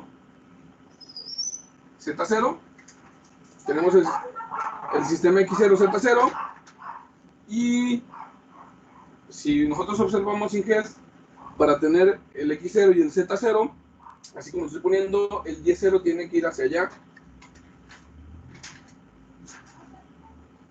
Entonces, vamos a poner Y0 hacia allá. Después de esto, Inges, tenemos involucrada una distancia de aquí a aquí. L1 vendría siendo esta distancia, está viene siendo el que se pone en la base, está viene siendo la distancia que hay para llegar de aquí a aquí, Inges, a esta línea, que es la línea donde coincide cuando la última articulación está en 0, es cuando aquí nos coincide esa distancia de L1 de 160 milímetros. Y luego, Inges, tenemos, después de ese desplazamiento, este otro desplazamiento hasta acá, desplazamiento hasta acá. Voy a tratar de poner ahí dos desplazamientos. Vendría siendo estos desplazamientos a partir de aquí para acá. Si observan, no hace falta involucrar la distancia de aquí a acá, hacia arriba en este eslabón, porque después tendría que volver a bajar. No tiene caso subirle y luego bajarle. Mejor me voy derecho hasta donde va el efector final, que sería toda esta línea. Y de esa línea, Inges, pues tendría que tomar en cuenta los ejes de rotación, porque es lo primero que tenemos. Y me estoy saltando un paso, Inges, porque esto lo saqué del conocimiento que tengo del simulador. Pero lo primero que tengo que hacer, Inges, es detectar cuáles son las juntas de revoluta y especificar los ejes Z. Entonces aquí tengo una junta de revoluta, aquí se está produciendo una rotación Z1, que el simulador lo conoce como J1, es joint 1. Entonces esa sería mi primera rotación. Luego tengo este eje de rotación aquí, este de aquí, Inges, vendría siendo el siguiente eje Z. Entonces aquí tengo mi eje Z. Entonces este es el sistema, es el Z1. Tengo aquí mi Z1, este es mi siguiente eje de rotación. Y luego el siguiente es un Z, pero de desplazamiento. Entonces el que sigue, Inges, tengo un siguiente eje Z aquí, que sería mi Z2. Y este sistema Z2 es un Z de desplazamiento. Tengo una junta prismática. Yo ya sé que el Z está hacia arriba, pero mecánicamente no puedo producir movimientos positivos, aparte de los movimientos son negativos por el tope mecánico que tengo, que mi libertad de movimiento está hacia abajo. Entonces, la distancia, esto lo voy a dibujar fuera de casa en gestos, estarán en casa, el que sigue lo voy a dibujar fuera de casa. Voy a suponer que se hizo un desplazamiento hacia acá, obviamente con dimensiones negativas, y tenemos pues el siguiente Z. El siguiente Z sería la rotación del efector final. Esta rotación del efector final pues viene acompañada, aquí tengo mi junta revoluta. Voy a poner esto punteado nada más para que no se empalme ahí, pero este sería, bueno, esta, tengo que meter la distancia en GES, de aquí hacia abajo, aquí voy a poner el origen del otro, de aquí hacia abajo sería menos distancia 3, creo que sí le puse, menos distancia 3, porque estaríamos involucrando una distancia negativa hacia abajo. Y mi otro Z, este era mi Z3. Y mi sistema final, Inges, que también ya me voy a ahorrar porque me voy a brincar unos pasos porque ya lo vi en el simulador. Mi sistema final, le puedo poner X final, Y final, Z final, que para mí, pues ya contando cuántos ejes llevo, este es el sistema 4. Y este sistema 4, tenemos apuntado hacia abajo el Z. Hacia abajo tengo el Z. Ese sería mi sistema Z4. El X, de acuerdo al simulador, tendría aquí X4. Por la regla de la mano derecha en GES, este se completa con Y4. Y me faltó indicar que este lo voy a poner en rojo para que no se confunda, que no es constante, todas las variables las estoy asociando a este. Entonces este de aquí tiene una rotación de θ2, este tiene un desplazamiento menos de 3 y este tiene una rotación θ4. Ese sería, digamos, los primeros pasos, Inges. No sé si hay dudas hasta ahorita, Inges. No. No. ¿Todo claro? Chido. Ok, entonces ahora sí, vamos a ver el algoritmo. Voy a estar pasándome a la pantalla.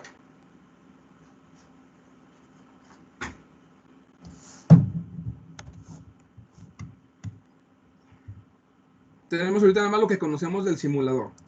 Y acabamos de resolver paso 1, que bueno, ya lo resolvió el simulador, dónde está el origen, dónde están, bueno, el paso 1 y el paso 2, que sería asignar todos los ejes Z. Observen que los ejes Z, Inges, ya están asignados, el Z0, el Z1, el Z2, el Z3, y hasta el Z4 asignamos, Inges, porque ya estaba pues con el simulador. Y luego dice, establezca el marco de referencia del origen. Ese ya colocamos exactamente dónde se va a quedar el origen y el X0 y el 0. Entonces lo que sigue, Inges, sería dónde se encuentran los siguientes orígenes. Todos los demás, el 1, el 2 y el 3, dónde vamos a colocar los orígenes. Los orígenes, que todavía no me dice para dónde va el X, pero los orígenes van en el punto donde la normal común a ZI-1 y ZI se intersecte a ZI. Entonces, pues aquí hay un pequeño problema, Inges. No tenemos intersecciones de zetas. Si se fijan, todos los zetas son paralelos. Aquí no hay intersecciones, no hay forma de seguir este paso con esas reglas. Lo que hacemos, Inges, es que yo pongo los orígenes donde me convenga más, porque no hay cruces de zetas. Aquí el Z0 está paralelo al Z1, por lo tanto no hay ninguna normal común, porque tendrían que estar separados de alguna forma para formar un plano, y a partir de ese plano sacar un vector perpendicular al plano, y con ese sería la normal común. En este caso no hay, Inges. Entonces, ¿dónde me conviene ponerlos a mí? Pues siguiendo también la lógica con respecto al sistema mecánico. Si yo tengo esta distancia efectiva, L1, para llegar aquí. Es lo que les decía, podía a lo mejor poner el origen más alto, pero luego me tengo que regresar. A final de cuentas me quedo con puras distancias efectivas. Entonces, ¿qué es lo más fácil? Si yo ya le medí cuánto hay de aquí a aquí en L1, entonces el siguiente origen lo pongo sobre esa línea que yo ya sé que está involucrada con una distancia efectiva para llegar hasta acá. Si lo pongo más arriba no hay bronca. Yo puedo ponerlo L1 más un delta, pero luego le tengo que quitar ese delta en el siguiente, en la siguiente transformación, entonces no tiene caso subirlo tanto. Entonces mejor me voy aquí en línea recta con respecto a lo que estoy observando mecánicamente, distancias efectivas. Entonces aquí tengo el siguiente origen, y luego de aquí al desplazamiento que yo tenga de última transformación que no dibujé en ceros, sería, pues este sería mi siguiente origen. Yo ahí tengo todos mis orígenes, y que es que en otro ejemplo veremos que sí salgan normales comunes. Les voy a poner otro ejemplo de 6 grados de libertad, en donde sí sale una normal común y sí seguimos las reglas de este paso, porque no siempre se cumplen todos los pasos. Lo hacemos por experiencia. No sé si hay alguna duda, Inges, de este paso. Es el paso donde establecemos los orígenes. Ahí están todos los orígenes.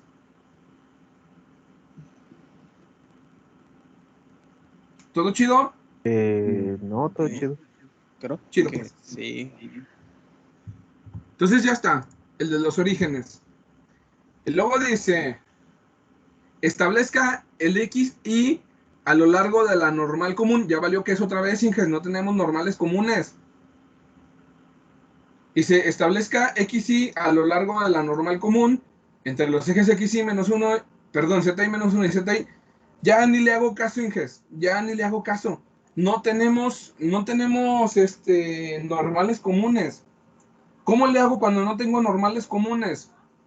Cuando no tengo normales comunes, sigo la lógica. Y aquí la lógica, para poder seguirla, tengo que tomar en cuenta cómo voy a formar la tabla, que no he llegado a esa parte. Pero de una vez más o menos les voy diciendo.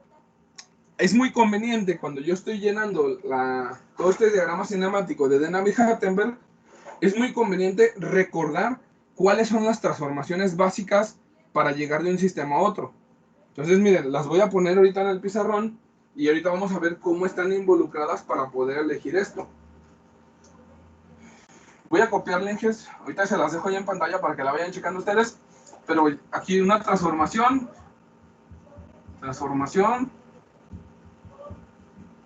de H, una transformación de Navier-Hartenberg, me dice que la transformación I-1 al I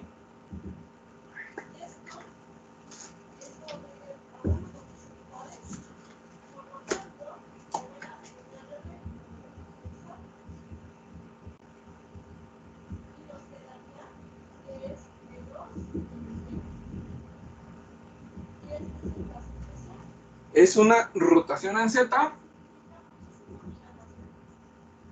θ I, luego sigue traslación en Z de I,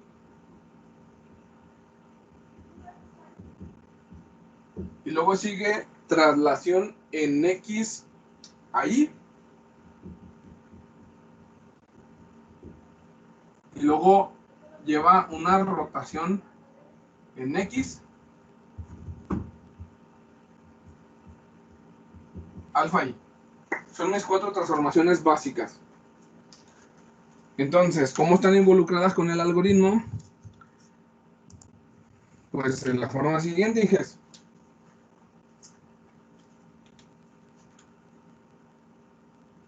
Miren, Inges. Yo a final de cuentas voy a tener que llevar la transformación 0 al 1 a través de 4 parámetros. Uno de estos parámetros, el primero va a ser una rotación en Z, que ya está involucrada aquí con este θ1. Vamos a aplicar una rotación en Z. Y luego después de esa rotación Z, observen que toda esta estructura, así como lo vimos en el simulador, cuando yo giro Z1, todos los eslabones se mueven a la par de θ1. Entonces aquí la primera transformación es rotación en Z, θ1, y luego la que sigue es una traslación en Z, que me va a llevar acá. Y si yo ya tengo la traslación en Z que me llevó acá, la siguiente transformación que yo voy a hacer es una traslación en X ahí, y entonces me conviene que sea esta traslación que me lleve aquí directo. Entonces me conviene dejar el X apuntando en esta misma dirección para que llegue con una simple traslación, que es el siguiente movimiento. Y el siguiente movimiento, que es una rotación en X, ahorita les digo, no lo vamos a utilizar, pero aquí el resumen es, me conviene dejar X alineado, y para dejar X alineado, pues lo dibujo aquí. ¿Sí se entiende o no, Iges? Ahí como quien se está brincando el escalón. ¿Eh? No, estoy juntando estos movimientos, mira. Estamos produciendo una rotación en Z, que es la primera. Y luego la siguiente transformación es una traslación en Z, que sería esta. Y luego la que sigue es una traslación en X. Y si esa fue mi última traslación, aunque yo haga una rotación en X, ya se quedó con la última orientación de X hacia allá, ¿no? Porque ya no hay otra transformación que me mueva X. No hay rotaciones en Y, no hay rotaciones en Z después de esta rotación. Y me queda alineado, o sea, después de esas transformaciones, aquí me queda alineado el eje X1. Ah, sí. Que fue el resultado nada más de haber trasladado aquí y trasladado acá, y no hay rotaciones después. Entonces a fuerza me queda el X1 ahí. Y el eje, bueno, más bien el algoritmo Inges dice que primero, ahorita tengo que llenar, voy en el paso 4, todos los ejes X, Inges.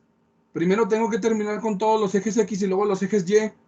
Entonces, el siguiente eje X, Inges, si yo ya sé que a final de cuentas lo voy a modelar con esta, pues es el mismo caso. Tengo una rotación en Z y luego una traslación en Z, que ya no voy a tener traslaciones en este caso. La que sigue es una traslación en X y ya no hay otras rotaciones más que en X. Entonces me queda el X para acá. A fuerza me queda el X2 aquí, porque fue el resultado pues nada más de una traslación. Ya no hay rotaciones en Z, ya no hay rotaciones en Y. Ese fue el resultado. Entonces ahí me queda el X. ¿Hacia dónde queda el siguiente X, Inges?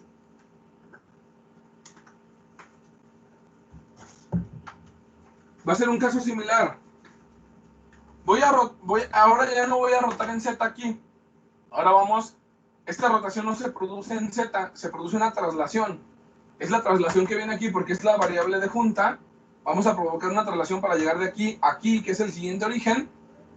Y luego, Inges, si yo nada más provoqué una traslación, ya no hay traslaciones en X, no tuve que moverme porque ya estaban en línea recta. Y ya no hay otras rotaciones ni en Z ni en Y. Forzosamente, Inges, después de esto, me queda el X alineado también para acá. Aquí también me queda el X3. Forzosamente, Inges, me queda el X3 para acá, porque la serie de transformaciones que yo estoy haciendo me lleva aquí. Ya no hay rotaciones en Z, ya no hay rotaciones en Y. Entonces ahí se queda, Inges. ¿Sí o no, Inges?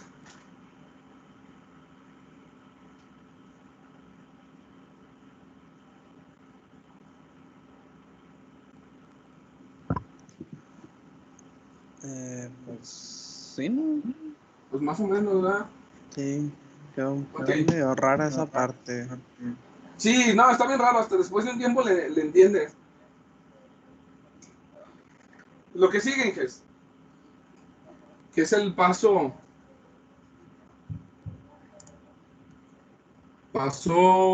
6, no, paso 5, completar el eje Y.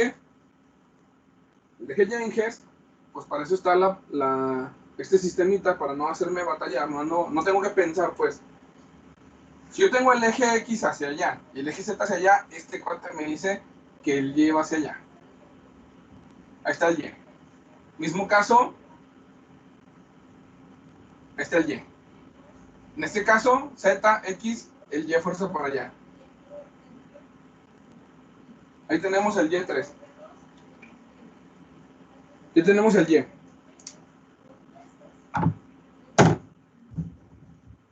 Y luego, siguiente paso, el sistema en el extremo, ese ya lo sacamos del simulador, Inges, ese ya no lo tuvimos que poner nosotros, ya el simulador ya lo traía. Paso 7, la tabla, Inges. Paso 7, la tabla. Sigue la tabla, Inges, ahí está la descripción de cómo se llena la tabla. Entonces, aquí la tabla, vamos a poner y ahí me gusta, Inges, de una vez les digo, ahí me gusta utilizar esta secuencia para llenar la tabla porque es la secuencia de transformaciones que hacemos, Inges. Déjenme, creo que me quedé en la, no les puse la cámara, perdón, ahí estoy. Ahí me gusta esta secuencia, Inges, en la que pongo la tabla parámetro por parámetro, teta, d, a y alfa. En los libros la van a encontrar al revés. La van a encontrar bien rara el orden. La neta no sé por qué la ponen tan raro el orden en los libros, Inges. El orden en el que los ponen en los libros lo único que provoca es confusión, porque no saben exactamente qué están haciendo y provoca que muchos estudiantes no le entiendan al maldito algoritmo por lo complicado, por lo que simplemente no pusieron en orden la tabla, no entienden. Y yo me he fijado que le entienden mucho cuando les explico con la tabla en orden. Entonces es de ahí y alfa ahí, estas 4 transformaciones básicas. Y pues ¿cuántas articulaciones tenemos? 4, Inges.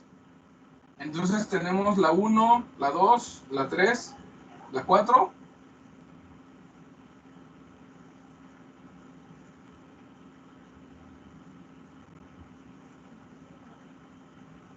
Ahí tenemos ya la tabla, lo que sigue es rellenarla. Y a ver si alcanzo, espero que sí.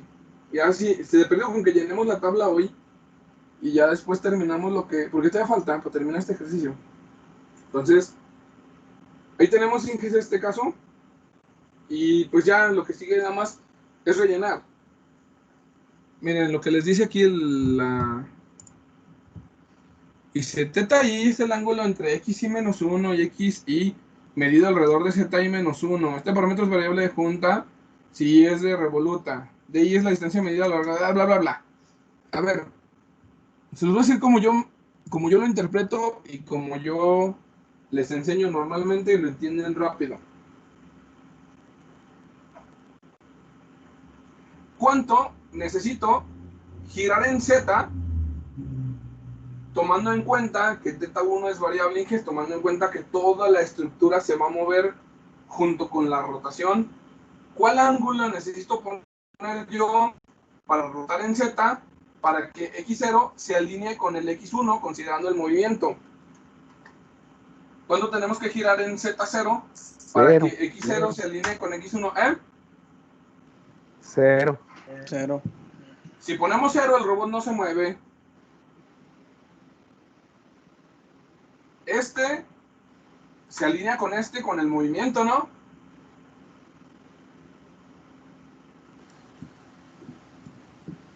Pero el... Teta 1 más teta 2. θ1 nada más. Si tú giras, por ejemplo, 10 grados, va a girar 10 grados ¿no? Sí. Sí. Va a girar lo que gire este. Entonces se alinea exactamente con el ángulo que tú le pongas aquí. Aquí se va a alinear con θ1. Le vamos a poner aquí un símbolo para saber cuáles son variables y cuáles son constantes. Le ponemos una marca. Este es una variable, Inges. Este se mueve junto con toda la estructura mecánica. Entonces eso es el primero. Ahora lo que sigue, Inges. ¿Cuánto me tengo que desplazar sobre el eje Z para que se alinee la altura con el siguiente sistema cartesiano? L1. L1. Ahora estoy aquí. ¿Cuánto me tengo que desplazar en el eje X para llegar al siguiente origen? L2. L2, ¿no? Que es el que tenemos aquí que yo no había puesto. L2.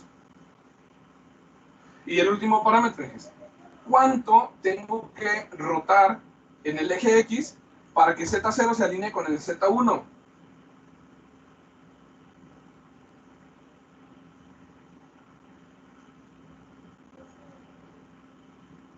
Nada. Nada, así no tenemos que hacer nada. no lleva rotación en el eje X. Ahora, vamos a tener aquí otro caso. Y mismo caso, hijes. ¿Cuánto tengo que rotar sobre el eje Z? 1, para que X1 se alinee con el X2, tomando en cuenta el movimiento que estoy controlando aquí. Z2. ¿Z2? Aquí rotamos θ2. ¿Cuánto nos tenemos que trasladar en el eje Z para que se alineen las alturas? 0, ¿no? 0. ¿Cuánto tengo que trasladar sobre el eje X para llegar al siguiente origen? L3. El de 3. ¿Cuánto tenemos que rotar en el eje X para que el Z se alinee con el Z? Oh,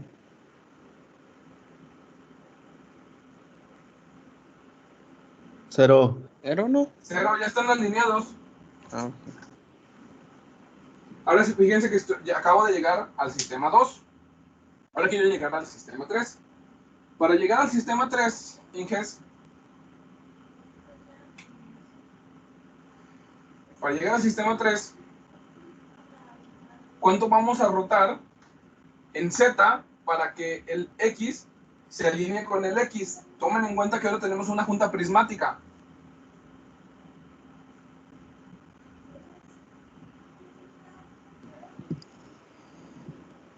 Sería 0, ¿no? ¿Mande? Porque no. 0, ¿no? Porque no está Exacto, ahora no vamos a rotar nada. rotando. ¿Cuánto tenemos que trasladar en el eje Z para llegar al siguiente origen? D3. ¿Qué sí? D3. Menos D3. Va a ser D3 positivo, Inges, porque si se fijan, yo aquí les estoy marcando que esta distancia hacia acá es una distancia negativa. Negativo con dirección negativa me da positivo.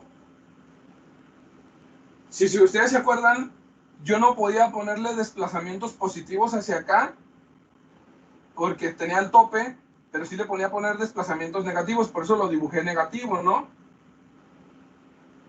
Pero en movimiento yo a fuerza le tengo que poner un número negativo aquí para que baje. Si le pongo el menos, con el menos me va a dar positivo y me va a tratar de ir para arriba. ¿Sí está claro, Inges? Sí, como que Sí. sacó el menos de la ecuación. Sí, lo sacamos de ahí porque nos cambia el signo, pues. Bueno, si ya estoy ahí, Inges, ¿cuánto tenemos que desplazarnos en X para llegar al siguiente origen?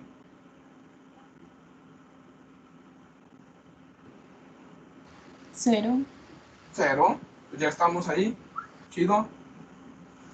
Y observen que estoy llegando al sistema 3. ¿Cuánto tenemos que girar en X para que el Z se alinee con el Z? Estoy tratando de alinear con Z3. 0. 0. No, sí, 0. Y luego ya viene la última transformación. ¿Cuánto tengo que girar en el eje Z para que el X3 se alinee con el X4? Tomando en cuenta que es una junta revoluta. Teta 4. Teta 4 porque se mueven juntos. Aquí me faltó especificar que esta es mi variable de junta. Aquí está teta 4. Estos se mueven juntos. Se van a mover al mismo tiempo. Si X3 se mueve, X4 también. Se mueven al mismo tiempo. Entonces, aquí tenemos teta 4.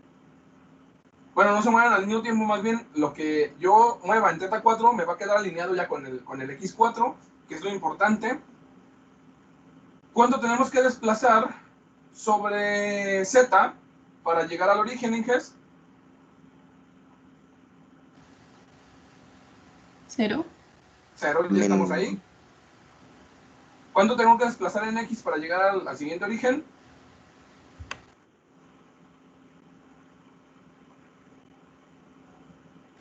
0. 0, ya estamos ahí. ¿Y cuánto tengo que rotar sobre X para que este Z se alinee con el Z4 que está hacia abajo? Tengo que rotar en X, es la siguiente rotación. 180. 180 grados. Tengo que rotar 180 grados para alinear el último Z con el Z y ya llegaremos al último sistema cartesiano. Entonces, Inges, esa es la tabla. Solamente es la tabla. No hemos sacado las matrices de transformación. Faltaría sacar todas las matrices de transformación, multiplicarlas y sacar el resultado, Inges. Pero pues ya será la siguiente clase porque ya me acabé el tiempo. Ahí si quieren sáquenle una captura de pantalla o algo, porque vamos a continuar a partir de la tabla en la siguiente clase.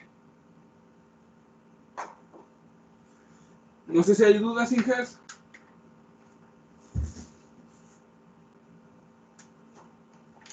Nada más de ese último ángulo de 180 grados, profe. Ajá. ¿Ese cómo salió?